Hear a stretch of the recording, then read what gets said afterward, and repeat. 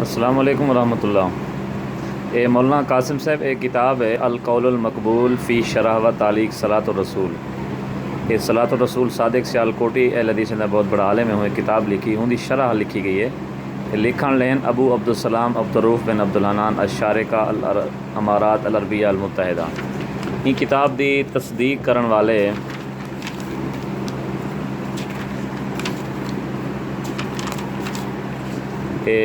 تقریز لکھن والے ہفت روزہ اہل حدیث لاہور، ہفت روزہ الاسلام لاہور، ہفت روزہ ترجمان اہل حدیث لاہور، ماہنامہ محدث لاہور، ہفت روزہ تنظیم اہل حدیث، ماہنامہ محدث بنارس، ہفت روزہ الاعتصام لاہور۔ یہ سارے انہیں اہل حدیث نے مول میں این کتاب کی تصدیق کی ہے۔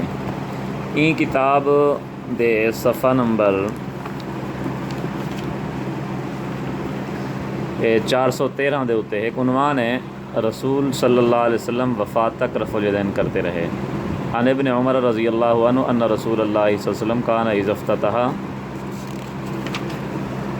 الصلاة رفع یدیہ واذا رکع واذا رفع راسہ من الرکوع وکان لا یفعل ذلك فی السجود فما زالت تلک صلاته حتی لقی اللہ۔ تلخیص الحبیر للعسقلانی۔ یعنی رسول اکرم صلی اللہ علیہ وسلم جب نماز شروع کرتے تو رفع الیدین کرتے، جب رکوع کرتے اور جب وہ سر اٹھاتے اپنا رکوع سے اور سجدوں میں رفع الیدین نہ کرتے۔ اللہ تعالیٰ سے ملتے دم تک آپ کی نماز اسی طرح، یعنی وفات تک حضور صلی اللہ علیہ وسلم رکوع میں جاتے اور رکوع سر اٹھاتے وقت رفع الیدین کرتے رہے۔